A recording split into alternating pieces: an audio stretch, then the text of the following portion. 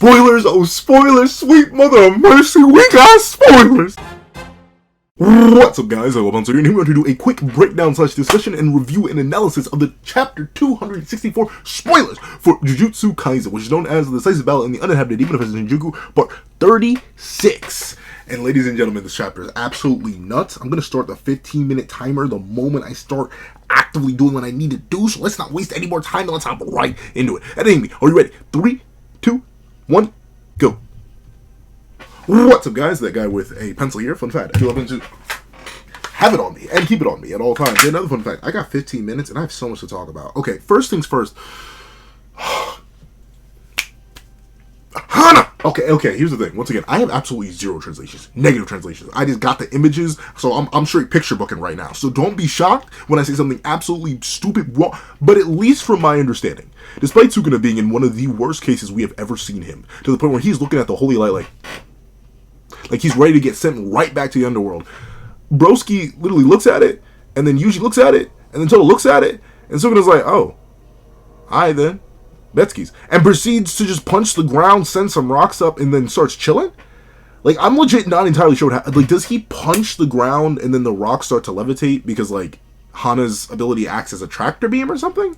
I think that's kind of what happens, because the rocks rise up, and then Sukuna's like, I'm gonna just go beat the taste out your mouth. But apparently, it looks like there's a fundamental difference. I'm not sure if it's because Hana's weaker and Sukuna's stronger, and obviously the hold on Sukuna's stronger, or if it's like Yuta's output is just that much higher than Hana's. And thusly, this Hana, who lost a whole arm, maybe a whole arm's worth of cursed energy, just isn't able to do what was able to be done before. I don't know. This is something that, like, before I record the long spoiler discussion, I'm going to go back and, like, see if I can find any translations, because this is absolutely crazy. I know a lot of people weren't expecting Jacob's Ladder to do much, but we were kidding.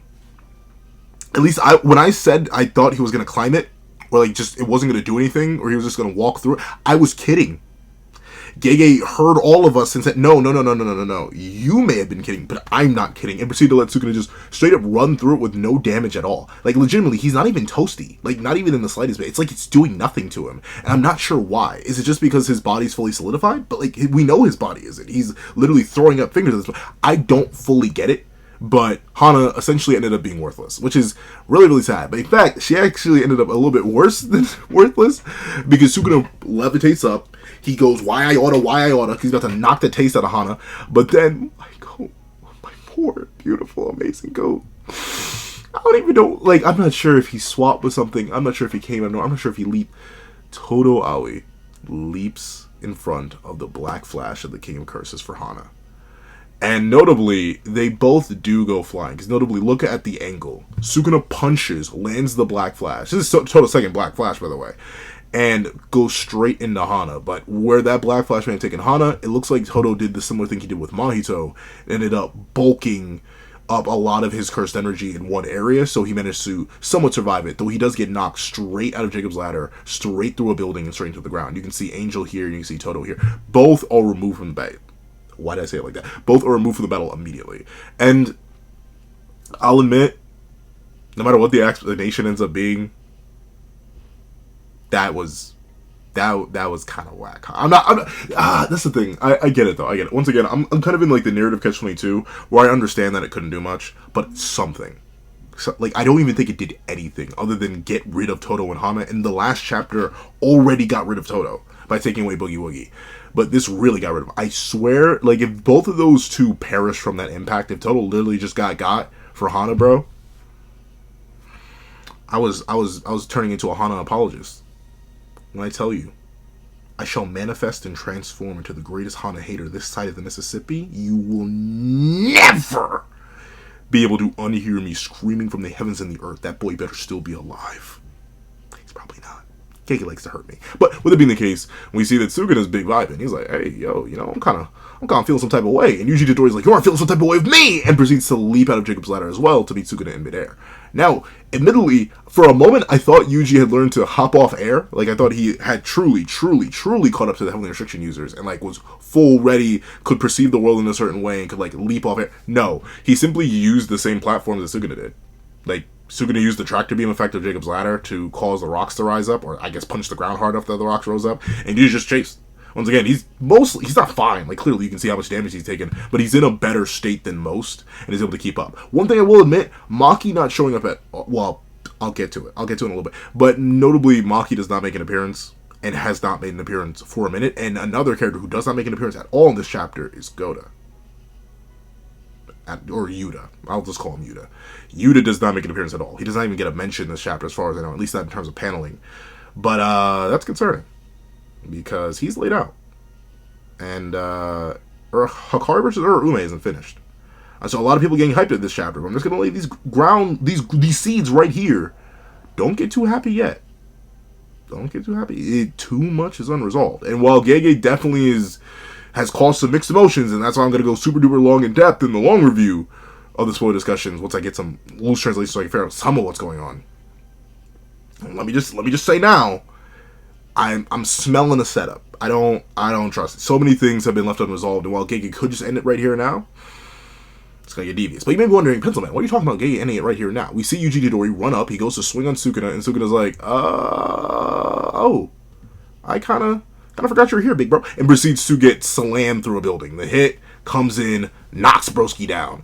Sukuna gets slammed through a building, but he's fine for the most part. Once again, he's doing good. He's hit multiple black flashes. I think he's on 4? Question mark? No, 5? 5, because it was the one on Choso, the one on LaRue, the one on Maki, the other one on Maki, and now the 2 on... He's at 6. I think he's at 6 black flashes. I may be missing one. But yeah, Sukuna's at 6 black flashes right now. And of course, his soul and his body's messed up, but he's kind of vibing low-key. And we see as he gets slammed through the building, Yuji Todori's like, hey, yo, broski, come here.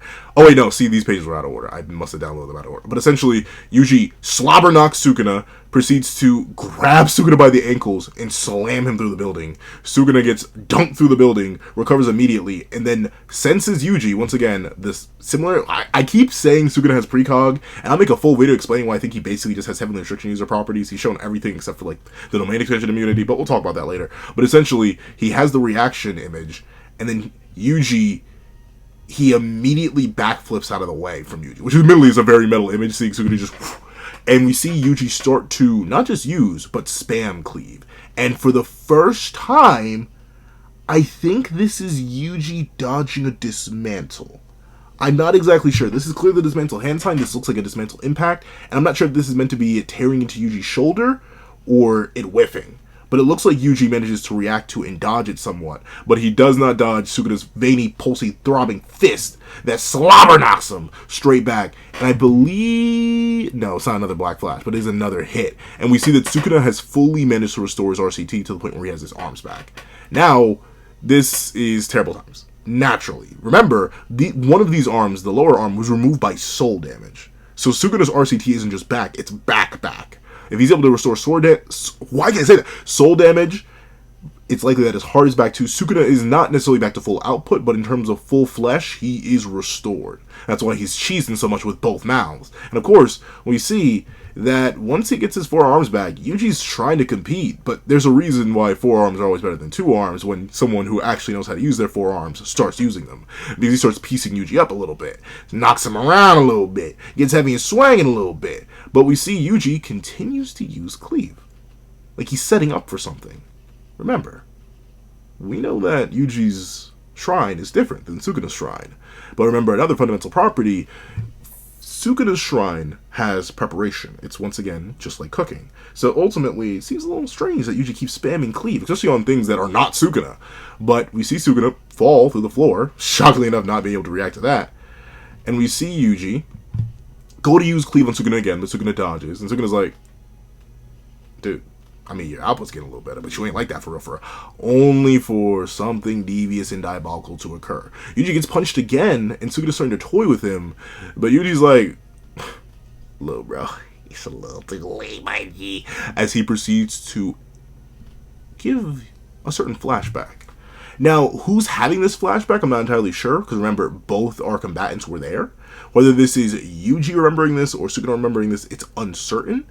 But if you remember, this is Gojo explaining the way domains work. And remember, this is Gojo talking about the sure hit property. Notably, fun fact, this is explained in a fan book. This is not actually Jogo's sure hit. Gojo does not react to a sure hit. It's confirmed in external materials, but yeah, that is a bit of confusion. I don't know why Jogo didn't activate a sure hit either. He's weird. But with it being the case, there's a reason Gojo's brought up. The domains are brought up. Everything's brought up because Yuji Itadori activates his domain expansion.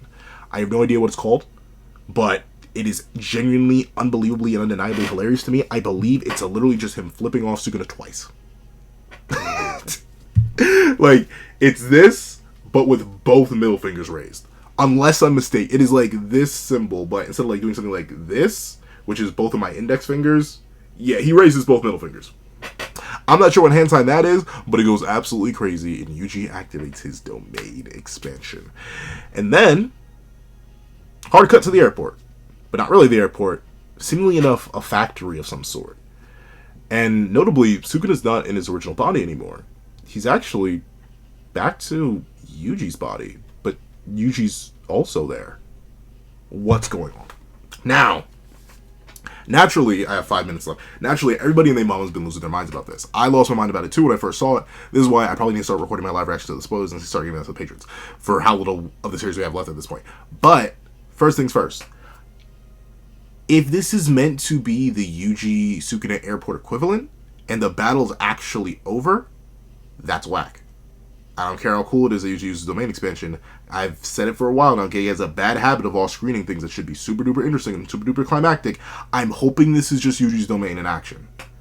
Like, something's going on with his domain that Sukuna doesn't understand. For Sukuna being back in this body, I've seen a lot of questions about that already. What I'm assuming is Yuji's domain, considering it's a reflection of Shrine, likely a reflection of blood manipulation, it's very likely that this is a soul tie based domain, or something that deals with the boundaries between souls and the connections between people. Ultimately, Yuji and Sukuna, their souls merge. It's why Sukuna himself admits, where before he kind of felt nothing for people, after spending time with Yuji, his soul is fundamentally shifted. So ultimately, I'm assuming what happened with Yuji shattering the boundary between Megami and Sukuna's soul and introducing Sukuna to his domain, and we know domains tend to affect the souls, at least Gojo's domain did, Mahito's domain did, obviously. It seems like the sure hit is capable of going that deep. It's very likely that the blending is starting to lead Sukuna back to Yuji, thusly explaining this form. Number 3, they're both fully healed. This is strange, and what's also strange is that Sukuna doesn't react with a domain of his own in time. That's something I'll also admit is a bit weird, because we know Sukuna still has access to domain. Notably, he does use Dismantle. He's not still in a state of Curse Technique burnout. He's back to, where is it? I know you use Dismantle. Don't trick me, you silly man, you silly goose. Yeah, this is Dismantle. So he should have been able to react with his own domain expansion, but he doesn't? Strange, especially after he just got his RCT back. Maybe the reason that is because he was so convinced that Yuji didn't have one, and he was so confident that he got his full body back that he doesn't necessarily need to use domain on Yuji, especially since now it's just down to Yuji, presumably. But still, albeit that's a little strange. This entire situation, though, is going to be interesting. Mainly because Yuji looks oddly amicable. Now, I've seen people already theorizing that this is based on, like, flashbacks and the ability that Yuji was confirmed numerous times by Gege not to have some sort of memory curse technique manipulation, but Gege has lied in interviews before. Remember the whole Gojo telling Megami about Toji's end? Yeah, that never happened. Gege's lied in interviews before. Gege's lied in interviews many times before. What? How many times they call Gojo the strongest? Who's in the ground? So, like, legitimately, I wouldn't be shocked. I wouldn't be bamboozled if that was just a lie. And ultimately, that technique is being reflected here. The only reason I'm hesitant is because what memory would this be based on? If anything, I would assume what happened is Yuji's domain, since it's a reflection of his soul and his curse techniques, he essentially dragged Sukuna into his innate domain. And Sukuna, being so fundamentally weakened soul-wise, in terms of his connection to Megami's soul, was unable to resist being dragged in. And thusly, since he's closely mirroring Yuji now, he ends up back in this vessel. Will they continue to fight? I presume so. I don't see Sukuna taking this line down, and heck, I could even see Sukuna attempting to counter domain, if this is not just a GG scenario and they accidentally both off themselves. That's entirely possible too. That's the last scenario I'm going to talk about, because I only got a minute left. There's the possibility that after Yuji activated his domain expansion, the reason that Sukuna doesn't react in time, and we see Yuji and Sukuna fully healed, in fact, Yuji back to his regular arms, Sukuna in this body, it's because they may already be dead. And that's real concerning. Once again, going back to the whole off-screening thing. But once again, I don't trust it. I'm hyped. I'm crazy. I'd be screaming at the top of my lungs if it wasn't so late when I'm recording this. But the one thing I'll say, don't trust Gege. I think everyone knows that but don't trust Gege. If it looks too good and it smells too good and there are 15 unresolved plot points in an entire unresolved fight, aka Akari versus Harume, aka the merger, aka the fate of Goda, aka Wermaki, aka so many different things, what looks like a victory and smells like a victory, in the case of Jujutsu Kaisen, may not be a victory. So I'm excited Yuji Tadori got a domain expansion, but I am still very, very concerned about the future fate of the Prince of Curses and his father, the angry, deceived, and beguiled king. But that's what I think. Please tell me what you guys think in the comment section down. I'm out of time. Please let me know what you guys think in the comment section down below. If you made it all the way to the end of this video, please leave royal conversation.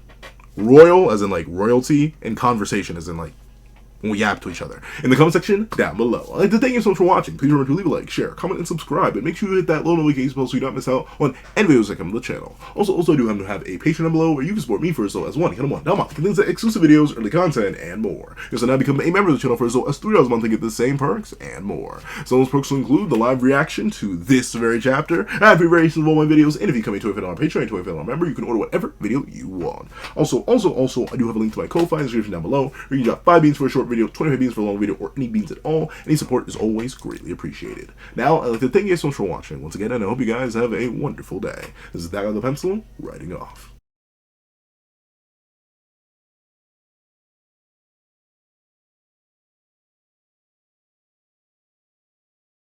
I'd like to thank you to our $3 members, Zena, Greyhound, Astro, Eternal Flame, NMA, Real Rare, G Prosper, Red Wolf 4765, and Paris Arnold.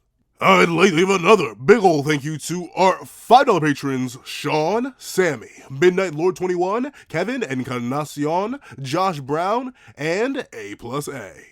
And I'd like to give a great big thank you to our $7 members, Autumn Mornings Lazo, Fine, and That Guy. And I'd like to give a great big thank you to our $10 members, Robbie Uchiha, Jay Warrior, and Akid's Void. And I'd like to give big, hefty, juicy thank yous to our $10 patrons, Panda Goat, Michael Williamson, Metal Solid Crisis, Joaquin Munoz, and Idem Okami. And I'd like to give the biggest, juiciest, meatiest, sloppiest, and heftiest thank you of them all to our $25 patron, Calvin Elder.